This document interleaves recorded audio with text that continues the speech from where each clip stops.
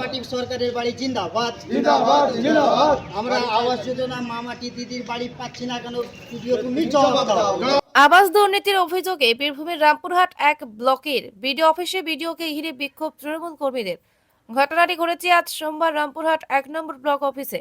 রামপুরহাট 1 ব্লকের আয়াস গ্রাম পঞ্চায়েতে তৃণমূল কর্মীরা দলীয় পতাকা নিয়ে বিক্ষোভ দেখান। অভিযোগ, দরিদ্র গরিব মানুষেরা বঞ্চিত হচ্ছে আবাসের বাড়ি পেতে। লিস্টে অনেকের নাম থাকা সত্ত্বেও টাকা ঢুকছে না অ্যাকাউন্টে।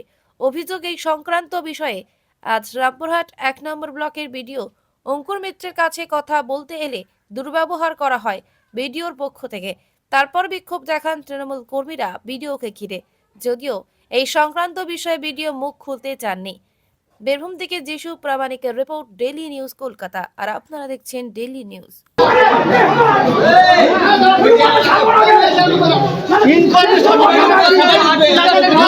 দিদি বলেছে যে যারা প্রাপ্য ব্যক্তি ভিডিওকে বলেছে যে আপনি ভালোভাবে ইনকোয়ারি করে তদন্ত করে তারপরে বাড়িটা দিবেন।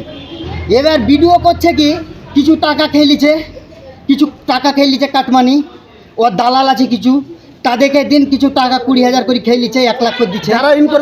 এবার ভিডিও করছে কি ওইটাকে ভিডিও করছে। আজকে আমাদের আয়াস পঞ্চায়েতের কেন এইরকম দুর্গতি?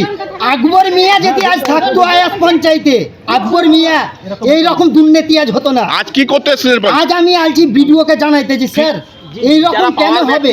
যারা পাওয়ার ব্যক্তি প্রাপ্য ব্যক্তি, এই যে আমার কাছে ছবি আছে, এই যে এই মানুষটা কই, ও মজিবর বলে একটা ছেলে, ও প্যারালাইসিস হয়ে গেছে, ও পাওয়ার ব্যক্তি প্রাপ্য ব্যক্তি।